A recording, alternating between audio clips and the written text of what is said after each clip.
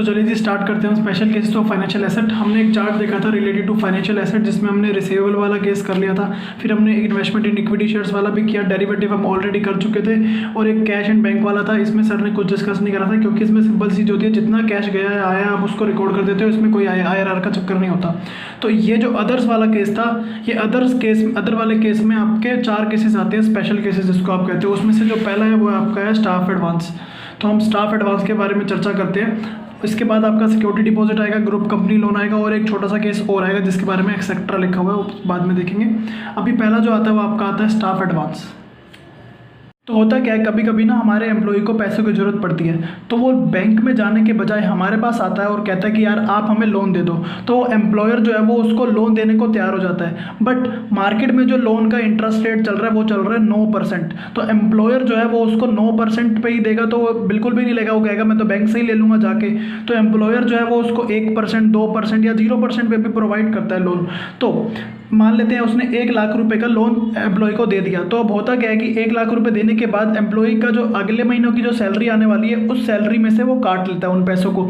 Employ से वो पैसे नहीं मांगता वापस कि आप मुझे पैसे दे दो वापस, ना ही उसको ये बोलता है कि आप मुझे इतने इतने महीने तक आपको ये काम करना पड़ेगा, मैं आपको पैसे दे रहा हूँ बट आपको इतने महीने तक काम करना पड़ेगा। वो सिर्फ और सिर्फ पैसे दे देता है और अगले महीने की जो सैलरी है उसमें से काट लेता है। तो इसमें हुआ क्या है कि स्टाफ को एडवांस दिया है, बदले में हमने कैश नहीं मांगा है और ना ही उसको बोला कि आपको हमारे लिए सर्विस करनी पड़ेगी। हम जो पैसे उसको एडवांस में दे रहे हैं, हमने जो पैसे एडवांस में पैसे दिए हैं उसको हम उसके अगले आने वाले महीनों की सैलरी में से काटेंगे। तो उस सैलरी में से हम जो पैसे काट रहे हैं वहाँ पर जो है वो कैश एलिमेंट आता है। तो कैश एलिमेंट होने की वजह से आप इसको फाइनेंशियल एसेट कहते हो। आप इसका एग्जाम्पल ऐसे भी ले सकते हो कि आपने एम्प्लॉय को पैसे दे दिए, अब आने वाले महीने में आप उसकी सैलरी में से काटोगे। तो आप अगर ऐसा सोचो कि आपने नेक्स्ट मंथ आ गई ड्यू डेट सैलरी की, तो सैलरी आपने उसको पूरी दे दी और उस सैलरी में से ही आपने कुछ पैसे उससे वापस ले लिए जो कि आपके बनते थे, आपने जो लोन दे रखा था जो आपने काटने थे, आपको आपका कैश एलिमेंट आ गया यहाँ पर। तो because of that cash element आप इसको कहते हो कि आपका ये फाइनेंशियल एसेट है। तो फाइनेंशियल एसेट है तो आप इसको क्या कहते हो, कैश रियलाइजेबल के नाम से आप इसको जानते हो। तो यही कॉन्सेप्ट था आपका सिंपल सा। तो हम इसको एक एग्जांपल के थ्रू समझते हैं, काफ़ी इजीली समझ आ जाएगा, बहुत ही सिंपल कॉन्सेप्ट है। तो क्या होता है, a limited advance staff loan of 5 lakh to employ X and 5 lakh to employ Y। Market rate of interest is 9%, agreed rate is 2%, employees are to repay adjust in salary each year ₹1 lakh plus interest. X has service condition where Y does not have service condition. Employee X prepays 1.5 lakh at the year end and he agrees to pay balance after 1 year along with interest. Prepare staff advance account for X and Y. तो ये आपका question है। सबसे पहले हम बात करते हैं Y की। तो Y से रिलेटेड क्या हो रहा है यहाँ पर, ए लिमिटेड ने लोन दिया है X को भी 5 लाख का, Y को भी 5 लाख का। मार्केट में जो रेट है वो 9% है, बट ए लिमिटेड जो चार्ज करेगी वो 2% चार्ज करेगी। जो एम्प्लॉयज़ हैं दोनों ही वो उसको रीपे करेंगे। कैसे रीपे करेंगे, एडजस्ट करवा के सैलरी में, और हर साल कितना एडजस्ट करवाएंगे, 1 लाख रुपए एडजस्ट करवाएंगे प्लस इंटरेस्ट भी एडजस्ट करवाएंगे। X has a service condition, Y does not have a service condition. तो ये सर्विस कंडीशन क्या है, सर्विस कंडीशन का मतलब है ये पैसे ले रहे हो आप बट इसके बदले आपको जॉब करनी पड़ेगी उतने महीने तक या उतने साल तक। तो Y का केस अभी हम कर रहे हैं, Y के केस में कोई सर्विस कंडीशन नहीं है, मतलब हम उसको पैसे दे रहे हैं, सामने से एडवांस में पैसे दे रहे हैं, आगे आने वाली महीनों की सैलरी में से हम उसको कह रहे हैं काटेंगे तेरे बदले में, कैश भी नहीं मांग रहे और ना ही हम कह रहे हैं कि तू हमारे यहाँ पर सर्विस कर आगे आने वाले महीनों के लिए, आने वाले सालों के लिए। तो इसके सोल्यूशन पे आ जाते हैं। क्या करना है हमें, इसमें 5 लाख रुपए हमारी जेब से जा रहे हैं आज के दिन पे, और अगले 5 साल में हम उसको 1-1 लाख रुपए करके काटेंगे प्लस इंटरेस्ट भी चार्ज करेंगे। तो इस चार्ट से आपको क्लैरिटी हो जाएगी क्या हुआ है कि आउटफ्लो हुआ है 5 लाख रुपए का आज के दिन पे, और हर साल में आपको 1-1 लाख रुपए मिलेंगे प्लस इंटरेस्ट मिलेगा। इंटरेस्ट जो है वो हमने 2% एग्री करा था, तो पहले साल का 5 लाख पे 2% हो गया 10,000, अगले साल का 4 लाख पे 2% हो गया 8,000, अगले साल का 3 लाख पे 2%, फिर 2 लाख पे 2%, फिर 1 लाख पे 2%। तो ये सारे आपका साल के इतने इतने रुपए आपने सैलरी में से काटने हैं। तो अब क्या करना है आपको, मार्केट रेट अगर आपने देखा हो तो वो 9% था, बट हमने एग्री कितना रेट करा था, 2%। तो 9% है मार्केट रेट आपके।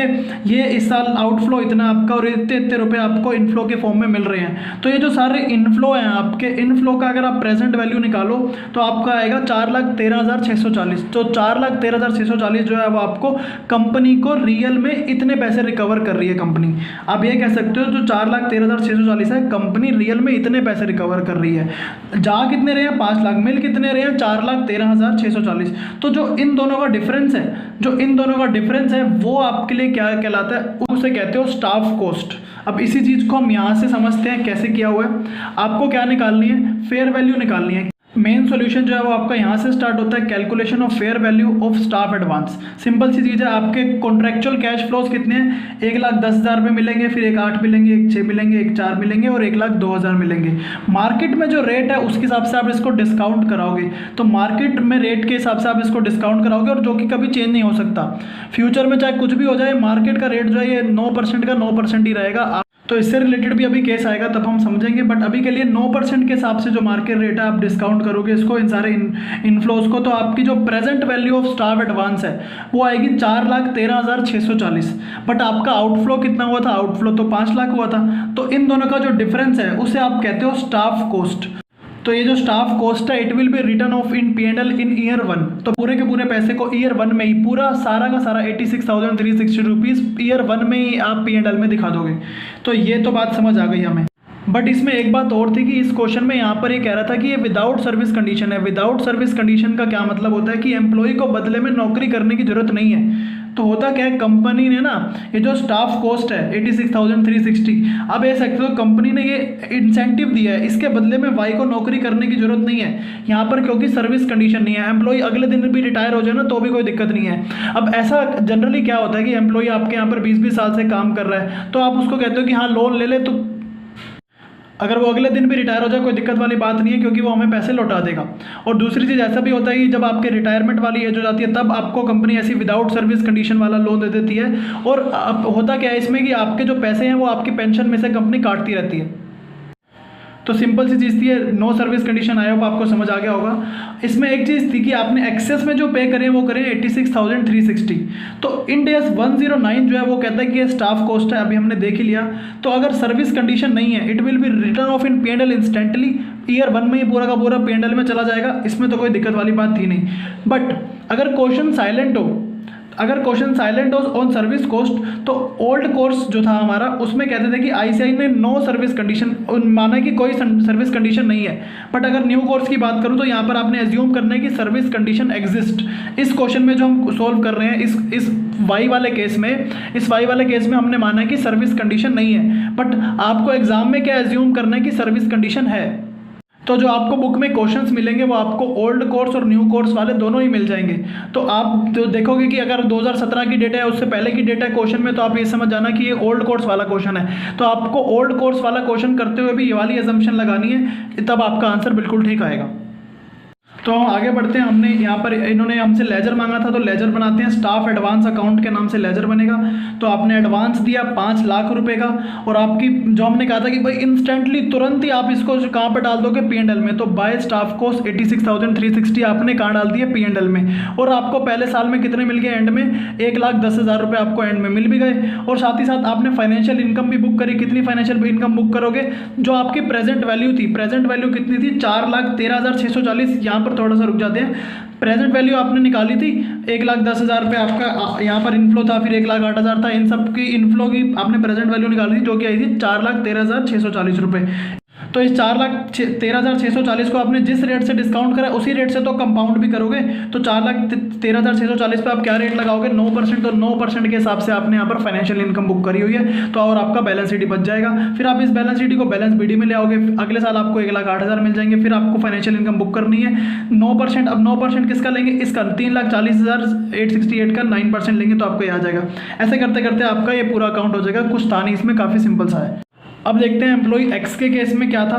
तो पहले क्वेश्चन में से देख लेते हैं। तो एम्प्लॉय एक्स को भी 5 लाख रुपए का लोन दिया था। मार्केट रेट 9% है, एग्री रेट जो हमारा वो 2% है।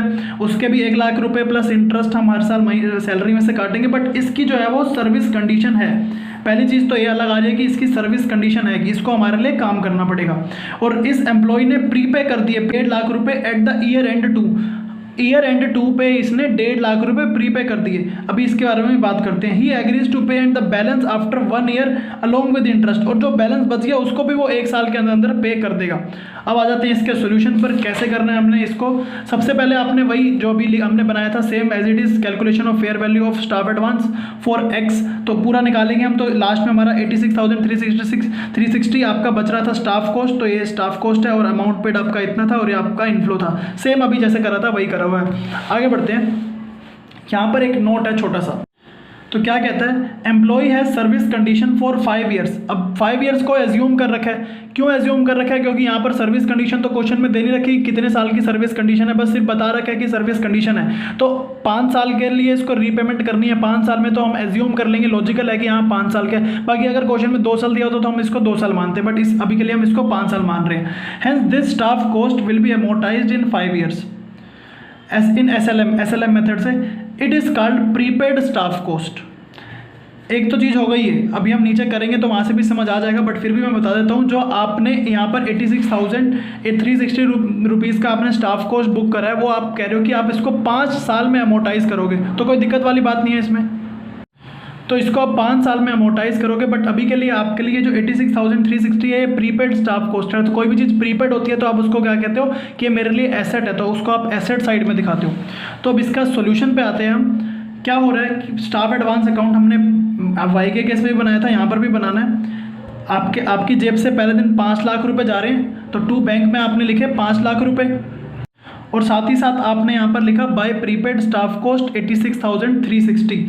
आपने पिछले वाले केस में आपने बाय स्टाफ कॉस्ट करके P&L में ख़त्म कर दिया था उसको, बट यहाँ पर आप क्या बना रहे हो, प्रीपेड स्टाफ कॉस्ट के नाम से यहाँ पर लिखोगे और नीचे एक प्रीपेड स्टाफ कॉस्ट के नाम से अकाउंट भी खुल जाएगा, और ये 86,360 पूरा का पूरा यहाँ पर आ जाएगा।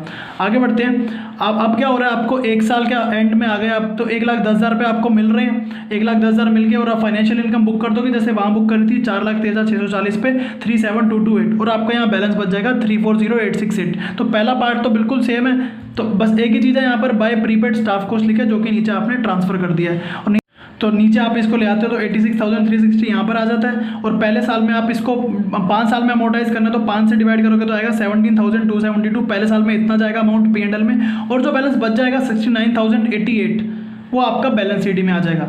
बट एक चीज़ आप मुझे बताओ कि यार यहाँ पर जो बैलेंस शीट बच रहा है ये क्या है, कि ये आपका नॉन करंट भी हो सकता है, करंट भी हो सकता है। तो डिपेंड करता है कि पैसा 1 साल के अंदर वापस मिल रहा है, 1 साल के बाद वापस मिल रहा है, और आप इसको फाइनेंशियल एसेट में एडवांस के नाम से दिखाते हो। तो ये तो हो गई एक छोटी सी चीज़ कि हाँ पहले साल में आपने यहाँ पर ये करा और यहाँ पर ये करा।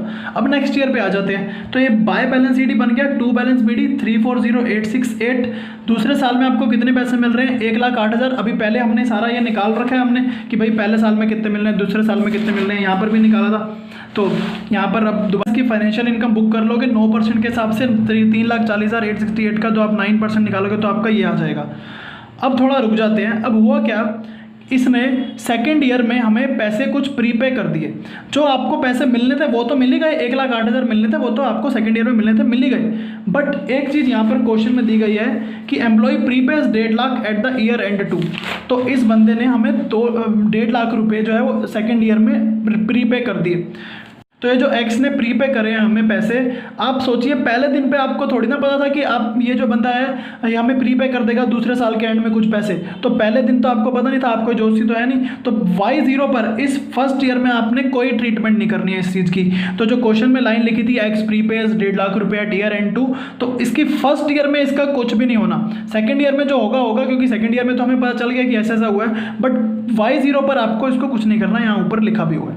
तो Y0 पर आ जाते हैं। तो एक्स ने प्रीपे कर दिए तो पैसे तो आप रिसीव कर लोगे, बट ये बैलेंस शीट निकालने के लिए आपको वर्किंग नोट 3 में आना पड़ेगा। तो वर्किंग नोट 3 में आने से पहले मैं आपको एक चीज़ दिखा देता हूँ यहाँ से कि Y1 में इसके इतने बन रहे थे, Y2 में इसके इतने बन रहे थे, आगे चल के इतने इतने बन रहे थे। तो Y1 इसने पे करा, Y2 पे करा, Y3, Y4 और Y5 पे इसके इतने इतने पैसे बन रहे थे। तो इस बंदे ने हमें 1.5 लाख तो प्रीपे कर दिए, 1.5 लाख तो सेकेंड ईयर में ही ये प्रीपे कर दिए इसने, 1,08,000 तो दिए, उसके साथ साथ 1.5 लाख रुपये भी दे दिए। तो इसमें आप देखो ये तीनों साल का मिला के मूलधन कितना मिलता है, मतलब प्रिंसिपल अमाउंट कितना मिलता है। आप एम्प्लॉय की तरफ से सोचो, एम्प्लॉय की तरफ से सोचो तो आपके 3 लाख रुपए देने बनते हैं। तो ये जो 3 लाख रुपए देने बनते हैं इसमें से कहता है आधे ले लो, 1.5 लाख रुपए इसने दे दिए सेकंड ईयर में ही, और कहता है आधे अगले साल ले लेना। देखो क्वेश्चन में भी लिखा हुआ था यहाँ पर, इसने क्या कहा था कि 1.5 लाख तो ईयर एंड 2 पे दे ही रहे और बाकी का जो बैलेंस है वो अगले साल दे देगा। तो आप एम्प्लॉय की तरफ से सोचो तो आपको ये देखना है कि मूलधन में से कितने पैसे दे दिए गए हैं। तो प्रिंसिपल अमाउंट जो होता है आपका उसमें से 3 लाख में से 1.5 लाख आपको यहाँ मिल गए हैं। तो फेयर वैल्यू जो आपको निकालनी है, calculate fair value of staff advance at year end 2। Fair value हमने यहाँ पर निकाली थी, 5 साल का था तब हमने पूरा 5 साल का करके निकाली थी। अब लेकिन यहाँ पर सेकेंड ईयर के एंड के लिए आपको दोबारा से फेयर वैल्यू निकालनी पड़ेगी। यार जब आप फेयर वैल्यू निकालते हो तो क्या देखते हो कि आपके कितने पैसे लेने बाकी हैं, उन इनफ्लो को देखते हो ना। आपने पीछे फेयर वैल्यू निकाली तो आप सेकेंड ईयर के एंड में खड़े हो तो कितना इनफ्लो आना बाकी है, 1.5 लाख रुपए ही आना बाकी है। 1.5 लाख रुपए तो इसने दे ही दिए और क्या कह रहा है 1.5 लाख दूंगा और अभी, तो आपको पता ही है नेक्स्ट ईयर आपको 1.5 लाख रुपए और मिल जाएंगे। तो जो 1.5 लाख रुपए मिलेंगे उस पर ब्याज कितना है, ब्याज हमने जो एग्री करा था वो तो 2% ही है। तो 1.5 लाख का 2% होता है आपका 3,000। तो टोटल कितने मिलने हैं आपको अगले साल, 1,53,000, बट वो अगले साल मिलने हैं। उसकी प्रेजेंट वैल्यू निकालते थे आप, तो प्रेजेंट वैल्यू जो आपकी आती है 1 डिवाइडेड बाय 1.09 करोगे तो आपका आएगा 1,40,367। तो ये आपकी जो है ये नई फेयर वैल्यू है। तो ये जो फेयर वैल्यू आई है आपको यहाँ पर ये लिखनी है, फेयर वैल्यू 140,367। तो आपने फेयर वैल्यू यहाँ पर लिख दी, बैलेंस शीट आपका यहाँ पर आ गया। तो आप अगर बैलेंसिंग फिगर निकालोगे तो इस साइड बैलेंस बचेगा आपका 26,821 का। तो ये 26,821 को आप क्या कहोगे, 2 प्रीपेड स्टाफ कॉस्ट। आपने स्टार्टिंग में क्या कहा था, इसको बाय प्रीपेड स्टाफ कॉस्ट हम जब कर रहे थे, तो बट यहाँ पर आपने इसको क्या लिखना है बैलेंसिंग फिगर को 2 प्रीपेड स्टाफ कॉस्ट, क्योंकि आपको पैसे एडवांस में मिल गए हैं। तो आप 5वें साल तक तो जाओगे नहीं, तो ये वाले पैसे आपको यहाँ दिखाने पड़ेंगे। और नीचे आ जाते हैं हम प्रीपेड स्टाफ कॉस्ट वाले अकाउंट पे अगर, तो यहाँ पर आपका बाय बैलेंस शीट बीडी बन जाएगा। P&L में आपका 69,088 डिवाइड बाय 4 करोगे, आपको ये तो करना है, नॉर्मली आप करते ही तो 17,212 इतना आपने यहाँ पर चार्ज कर दिया। जो भी आउटस्टैंडिंग था उसको आपने डिवाइड कर दिया 4 से। अब आपको क्या हुआ कि आपको 1.5 लाख रुपए यहाँ पर ऊपर एडवांस में मिल गए थे, तो उसकी वजह से आपका यहाँ पर बैलेंस बचा। तो इस बैलेंस को आप यहाँ पर ट्रांसफ़र कर दोगे, 26,821 को आपने यहाँ पर आके क्या लिख दिया, बाय स्टाफ एडवांस। तो पहले जब आपने यहाँ पर बाय स्टाफ कॉस्ट लिखा था, उसके बाद आपने यहाँ पर आके तो आपने 2 स्टाफ एडवांस कर दिया था। अब यहाँ पर 2 प्रीपेड स्टाफ कॉस्ट लिखा है तो आप उसको यहाँ पर आके बाय स्टाफ एडवांस कर रहे हो। तो इस क्वेश्चन में हो रहा क्या है, आपने स्टार्टिंग में बोला था कि इतना अमाउंट है मेरा 86,360 जिसको मैं 5 साल में अमोर्टाइज करूँगा। 2 साल तो आपने करा, लेकिन 2 साल के एंड में आपको पैसे मिल गए 1.5 लाख रुपए आपको पहले ही मिल गए। तो आपको ये वाली एंट्री करनी पड़ी यहाँ पर, और ये वाली एंट्री को आप लेकर आए यहाँ पर। तो ये जो स्टाफ कॉस्ट है ना, इसका प्रोस्पेक्टिव इफेक्ट होता है। प्रोस्पेक्टिव इफेक्ट का मतलब है कि इसका जो इफेक्ट है वो प्रोस्पेक्टिव रहेगा अमोर्टाइजेशन पर। मतलब करंट ईयर की जो अमोर्टाइजेशन है ना, करंट ईयर की अमोर्टाइजेशन के बाद ये अगली बार से अफेक्ट करेगा। मतलब तो एक करंट ईयर की अमोर्टाइजेशन के बाद अगली बार से अफेक्ट करेगा। आप ये कह सकते हैं कि इसकी वजह से आपका ये जो है बैलेंस शीट लोअर हो गया। बैलेंस शीट लोअर हो गया तो अब अगले साल का जो अमोर्टाइजेशन है वो अपने आप ही कम आ जाएगा। तो काफ़ी सिंपल सा टॉपिक था, आप इसको एक बार रिवाइज करोगे तो आपको एक काफ़ी इजीली समझ आ जाएगा। एक बार करके भी देख लेना। और एक चीज़ और है, यहाँ पर जो आपका बैलेंस शीट बचा था, आप इसको क्या कहते हो, ये आपके लिए फाइनेंशियल एसेट नहीं है। जैसे ऊपर हमने कहा था ना फाइनेंशियल एसेट है, क्योंकि ये तो आपको पैसे मिलने वाले थे ऑब्वियसली। यहाँ पर ये फाइनेंशियल एसेट नहीं है, ये तो प्रीपेड है ना, प्रीपेड आपने पे कर दिया तो आपका ये नॉन करंट में आएगा, नॉन करंट एसेट। तो यही खत्म करते हैं आज की क्लास को। आई होप आपको एक कंसेप्ट समझ आ गया होगा। आप एक बार इसको खुद से भी ट्राई करके देखें। तो मिलते हैं नेक्स्ट क्लास में।